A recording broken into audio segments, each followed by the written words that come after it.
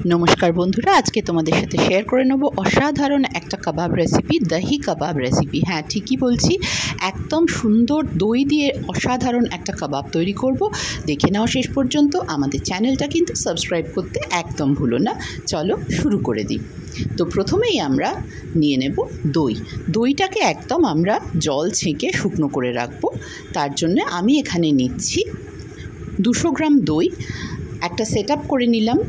ताते एक परिष्कार आमी सुतिर रुमाल यूज करेছি বা তুমি চিজ ক্লথ यूज करते पारो। करे आमरा तार मध्य दईटा प्रथमे दिए दिচ্ছি। तारपरे কাপড়টাকে ভালো করে চারদিক থেকে ফোল্ড করে নিচ্ছি আর একটা ওজন দিয়ে নিচ্ছি। কিছু ড্রাই ফ্রুট আমি এখানে একদম মিক্সারে ব্লেন্ড করে হাফ সেমি ডাস্ট করে রেখেছি। এটা আমরা এক রাত্রির বা অন্তত 6 থেকে 8 ঘন্টা রেখে তাহলে সরিয়ে নিয়ে দেখাচ্ছি তোমাদেরকে। একদম জলটা সুন্দর ঝরে গেছে, দইটা একদম ড্রাই হয়ে গেছে। देखो ये जलटाओ किन्तु ना फेले तोमरा जे कोनो रान्नार ग्रेविते यूज करते पारो। एटा भीषण ही निउट्रिशन रयेछे आर खेतेओ भालो। एबारे आमरा एकटू बेसन ड्राई रोस्ट करे निচ্ছি। एटा ड्राई रोस्ट करार कारणटा होच्छे एटार काँचा गन्धटा चले जाबे, सुंदर एकटा फ्लेवर आसे। हालका ड्राई रोस्ट करे निচ্ছি आमरा एकटा सुंदर गन्ध आसा अब्दि। एबार एक मिक्सिंग बोले आमी देखो एकदम हांकार्ड जेटा एकदम जल झरानो दई निয়েছি। আর আমাদের কি কি উপকরণ লাগবে এসব দেখে নিচ্ছি। বাদামের গুঁড়োটা, আদা কুচি, পেঁয়াজ কাঁচা লঙ্কা কুচি, শেডারের কিছু প্রসেস চিজ আমি গ্রেট করে নিয়েছি আর নিয়েছি পনির। পনিরটাও সুন্দর করে গ্রেট করে নিয়েছি আমি। এইবারে আমরা যে দইটা নিয়েছি তার মধ্যে এগুলো আস্তে আস্তে আমরা মিশিয়ে দেব। প্রথমে মিশিয়ে দিচ্ছি রোস্টেড বেসন। এখানে আমি 3 চামচ পরিমাণ বেসন ইউজ করেছি। এটা বাইন্ডার হিসেবে কাজ করবে, তবে অতিরিক্ত পরিমাণ বেশি হয়ে গেলে স্বাদটা নষ্ট হয়ে যায়। দিচ্ছি স্বাদ মতো নুন, একটু ধনে গুঁড়ো, জিরে গুঁড়ো, গরম মশলা গুঁড়ো। এবার এই সব কিছুকে আমরা একটা হুইস্কের সাহায্যে ভালো করে ফেটিয়ে ফেটিয়ে মিশিয়ে দেব যতক্ষণ না আমাদের মিক্সচারটা একদম স্মুথ হয়ে যাচ্ছে, তার মধ্যে কোনো লাম্পস আর যেন না থাকে।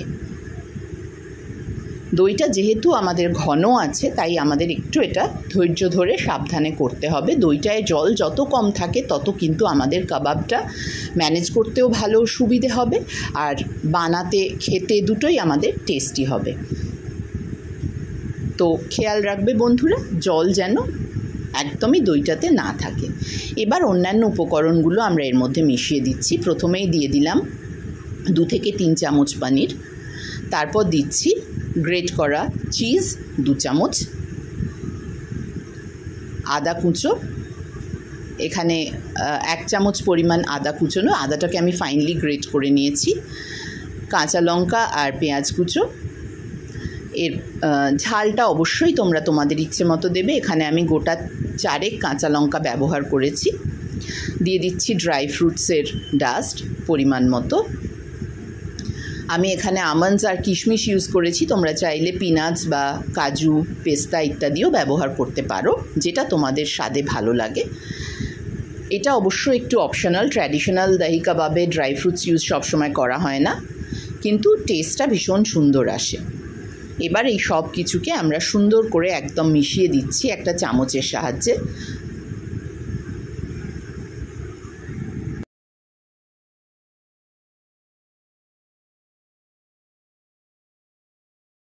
একটা খুব ইম্পর্টেন্ট জিনিস দেখো, মিশিয়ে দেওয়ার পর দইটা কিন্তু চামচ থেকে একটুও পড়ছে না। চামচটা ঝাঁকালেও কিন্তু দইটা পড়ছে না, মিক্সচারটা পড়ছে না, চামচে আটকে আছে। এই স্টেজটা এলে বুঝবে যে আমাদের মিক্সচারটা একদম রেডি হয়ে গেছে।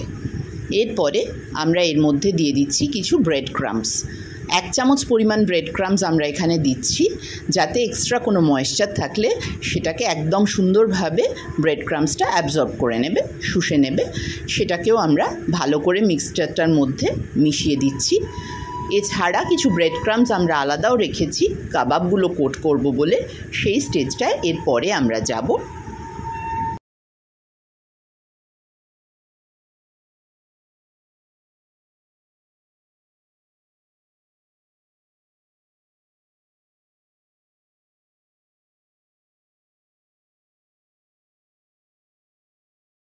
এরপর দিয়ে দিচ্ছি 1 চামচ পরিমাণ কাসুরি মেথি। তুমি চাইলে এখানে কুচনো ধনেপাতাও ইউজ করতে পারো। কাসুরি মেথির ফ্লেভারটাও কিন্তু এখানে বেশ ভালো লাগে। সেটাও আমি সুন্দর করে এখানে একদম মিশিয়ে দিলাম। আমাদের কাবাবের ব্যাটারটা একদম রেডি। এবার নিচ্ছি বাকি যে আমাদের ব্রেড ক্রাম্বসটা, তার মধ্যে আমরা দেখো গোল করে শেপ দিয়ে কাবাবগুলো খুব সুন্দর ইজিলি শেপ দেওয়া যাচ্ছে, যেহেতু দইটা একদম আমরা জল ঝরিয়ে নিয়েছি। এবারে এগুলোকে আমরা এই কোট করে নিয়েছি ব্রেড ক্রাম্বস দিয়ে। আমাদের কাবাবগুলো রেডি টু ফ্রাই। আমরা এখানে রিফাইন্ড অয়েল ইউজ করছি, তুমি চাইলে ঘি বা রিফাইন্ড অয়েল মিশিয়েও ইউজ করতে পারো। মিডিয়াম ফ্লেমে আমরা কাবাবগুলো গোল্ডেন ব্রাউন সুন্দর করে এপিটোপিট করে ভেজে তুলব। গ্যাসের ফ্লেমটা বেশি বাড়াবে না, ব্রেড ক্রাম্বসটা পুড়ে গিয়ে বাইরেটা কালো হয়ে যেতে পারে। এটা যেহেতু ভেতরে দই আছে, খুব বেশিক্ষণ ভাজার প্রয়োজন নেই। ভেতরে রান্না হওয়ার মতো বিশেষ কিছু নেই যেটাকে সেদ্ধ করতে হবে। তো আমাদের এগুলো ভেজে তুলতে মিনিট 5 সময় লাগছে মিডিয়াম ফ্লেমে। দেখো আমরা এখানে আস্তে আস্তে কাবাবগুলো সব ফ্রাই করে নিচ্ছি। সুন্দর চারদিকটা গোল্ডেন ব্রাউন হয়ে গেছে। তুমি চাইলে এটাকে প্যাটি শেপও দিতে পারো, অনেকে চেপটে প্যাটি শেপও করেন, সেটাও খুব সুন্দর লাগে। শ্যালো ফ্রাইও করা যায়, একদম হালকা তেল ব্রাশ করে তুমি একটা শ্যালো ফ্রাইও করতে পারো। আমাদের এখানে একদম এগুলো রেডি হয়ে গেছে। দেখতে থাকো আমাদের চ্যানেল, এরকম নানান মজাদার রেসিপির জন্য আমরা খুব শিগগিরই তোমাদের সামনে আবার হাজির হয়ে যাব। Thank you for watching.